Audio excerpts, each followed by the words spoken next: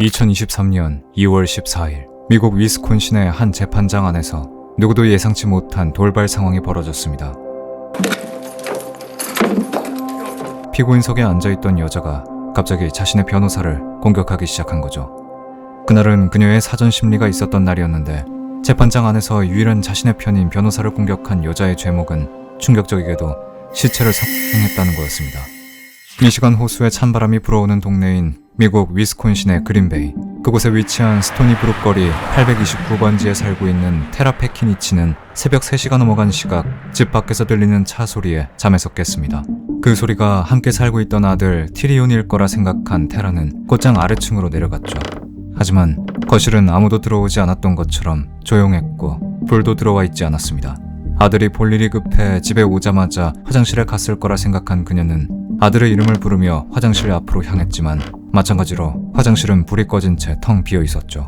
테라는 다시 한번 아들의 이름을 부르며 지하실로 내려갔습니다. 성인이 된 후에도 테라의 집에 얹혀 살고 있던 티리온이 지하실을 정리한 뒤 그곳에서 지내고 있었기 때문이었죠. 하지만 지하실은 컴컴했고 티리온의 숨소리도 들리지 않았는데 불을 킨 뒤 지하실을 살펴봤지만 티리온이 집에 왔다는 흔적은 보이지 않았습니다. 아까 들었던 건 옆집의 차 소리였구나 라고 생각한 테라는 다시 위층으로 올라가려고 했는데 그때 그녀의 눈에 수건 더미에 가려져 있던 양동이가 보였고 테라는 반사적으로 눈을 찌푸렸죠. 그 양동이는 평소 아들이 위층 화장실을 쓰기 귀찮다며 소변을 보던 양동이였기 때문이었습니다. 이내 혀를 찬 테라는 양동이를 비우기 위해 수건을 들추었는데 테라가 그 안에서 본 건 소변이 아닌 아들 티리온의 머리통이었습니다. Yes, I'd like an officer at 829 Stony Brook. Girlfriend just woke me up. Swears that she found her severed head of her son in the basement. Whose head is it? She's claiming it's her son. How old is her son? 24, 20, 25? Is he missing or? No, yeah, he was here yesterday with some chick, and then all of a sudden nobody's here. And she came up to use the restroom a couple times, and she keeps calling and calling. Now she's saying that she hears the phone down there too. 아들의 잘린 머리통을 보고 충격에 빠진 테라 대신 신고를 한 건 그녀의 남자친구인 스티븐이었는데 이내 교환원은 더 자세한 설명을 듣기 위해 스티븐에게 테라를 바꿔달라고 했지만 지하실에 있던 양동이에 아들의 머리가 있다는 황당한 말에 어쩌면 테라와 스티븐이 약에 취해 헛것을 볼 수도 있다는 의심을 하게 됐습니다. 하지만 신고를 받고 출동한 경찰들은 그날 그 집에서 기억에서 지울 수도 없는 광경을 목격하고 말았죠. I opened the towel, I picked up the towel and dropped it because I don't know what the man, I had bad vision, and she's like, is that what I think? I don't know what the fuck it is. You want to just stay with those two? I'll just go see you. Hold on, just... If we could get more units here sooner rather than later, that'd be appreciated. We've got quite a bit of blood down here. I want to clear this rest of this house. We've got 2 people in the house for sure. 양동이 안에 담긴 걸 확인한 경찰은 그곳이 범상치 않은 일이 일어난 사건 현장이란 걸 확신했고 곧 지원을 요청했습니다.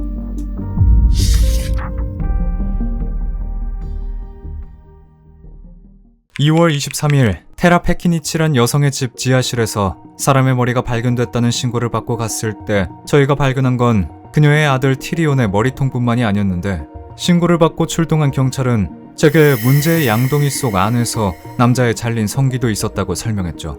심지어 지원팀이 도착한 뒤 지하실을 수색한 결과 방치된 골판지 상자 속에선 사람의 장기와 지하실에 있던 가방 안에선 잘린 발까지 찾을 수 있었습니다. 정황상 모두 티리온의 것이라고 추측했는데 저희는 일단 테라에게 마지막으로 티리온을 본 날에 대해 물었죠. 테라는 이틀 전인 21일 월요일 이혼한 전 남편인 마이클 테리안의 집에서 티리온을 데려왔고 그게 티리온을 마지막으로 본 순간이었다고 말했습니다. 티리온은 원래 테라와 함께 살고 있지 않았기에 종종 방문을 하면 지하실을 내어줬다고 덧붙였죠. 그리고 티리온이 월요일에 집에 온 뒤 몇 시간 정도 있다가 그의 여자친구인 테일러 샤비즈니스와 함께 나갔다고 설명했습니다. 테일러는 티리온과 중학교, 고등학교를 함께 나온 동창이기도 했는데 신고를 했던 테라의 남자친구인 스티븐 또한 티리온과 테일러가 함께 집에 있었던 걸 봤다고 진술했고 같이 저녁 식사까지 했다고 했죠. 테라는 티리온과 테일러가 집으로 돌아와 하루 종일 지하실에서 잠을 잤다고 생각했지만 실상 티리온을 월요일 저녁부터 머리통을 발견한 수요일 새벽까지 보지 못한 거였습니다. 그 진술들을 바탕으로 저희는 티리온과 함께 있었다는 유일한 사람인 테일러를 찾아야 했습니다. 그리고 그녀가 살고 있는 주소지를 조사했는데 테일러는 룸메이트와 함께 이스트먼 애비뉴 동쪽에 있는 모레이 웨이에 살고 있다는 걸 알아냈죠. 그렇게 저희가 그녀가 살고 있는 콘도에 도착했을 때 테일러 명의의 미니밴을 찾을 수 있었습니다. 그런데 Is this blood? 저희는 쌓인 눈 위로 찍혀있는 피 묻은 발자국을 발견했죠. 발자국은 차량 앞에서부터 콘도 입구 방향으로 찍혀 있었습니다. 그리고 그때 Hi, Taylor. How's it going? 콘도 안으로 들어가기도 전에 저희가 찾던 테일러가 입구 앞에 나와 있는 게 보였죠. 테일러는 반항도 하지 않은 채 그 자리에서 즉시 체포되었는데 그녀의 손엔 바닥에 남은 발자국처럼 핏자국이 남아 있었습니다. 테일러는 마치 저희의 방문을 예상하고 있었던 것처럼 침착해 보였죠. 저희가 테일러를 체포한 뒤 그녀의 룸메이트가 있는 집을 수색했을 때 별다른 증거는 찾을 수 없었지만 미니밴 안에서 그녀가 범인일 수밖에 없는 결정적인 증거를 발견했습니다. 바로 티리온의 남은 신체 부위였죠. 하지만 저희를 당황하게 만든 건 따로 있었는데 테일러는 체포돼 서로 가는 경찰차 안에서 환호성을 내거나 도대체 뭐가 즐거운 건지 웃기도 했고 손에 묻은 핏자국을 증거로 수집할 때도 뭐 하나 숨기는 거 없는 사람처럼 당당했습니다. 심지어 그녀는 신문을 받는 상황에서도 아주 끔찍한 이야기를 태연하게 자백했죠. Is that also when you used the? Yeah. Yeah. Did you have sex with his body at all? At any point or any type of sexual contact? You know, obviously the. What is it? Hmm? I grinded on my foot. Yeah. 테일러는 평소 티리온과 위험한 관계를 즐겨왔다고 했습니다. 그리고 문제의 그날도 마찬가지였죠. 테라가 티리온을 자신의 집으로 데려온 2월 21일 테일러는 밤 9시 30분에 테라의 집으로 가 티리온을 픽업해 자신이 룸메이트와 살고 있던 이스트 애비뉴로 데려갔습니다. 그리고 그곳에서 함께 대초를 피운 뒤 관계를 가졌다고 했죠.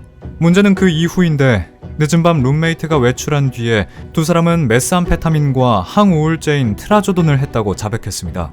그리고 다시 운전을 해 테라의 집으로 향했다고 했죠. 테라와 스티븐이 잠들었을 때 테일러와 티리온은 지하실로 내려갔고 그곳에서도 관계를 가졌다고 했는데 이때 두 사람은 전부터 종종 해왔던 방법으로 관계를 가졌다고 했습니다. 그건 바로 저산소증으로 쾌감을 얻는 거였죠. 테일러는 이때 티리온에게 금속 사슬을 사용했다고 했는데 이전과는 다르게 사슬을 풀어야 할 때 풀지 않았던 겁니다. 결국 티리온은 이때 질식사로 사망했고 테일러는 약 3분에서 4분 정도 사슬을 풀지 않았다고 덧붙였죠. 충격적인 것은 티리온이 사망한 이후에도 테일러는 그의 시신과 관계를 했다는 겁니다. 그것도 몇 시간 동안 말이죠. 그리고 다음날 아침 날이 밝자 테일러는 No, I told that on. That was the first thing I told mom. 테라와 스티븐이 집에 없는 시간을 틈타 1층으로 올라와 주방 칼꽂이에서 칼을 챙겨 내려갔고 그때부터 시신을 유기할 준비를 했다고 말했습니다.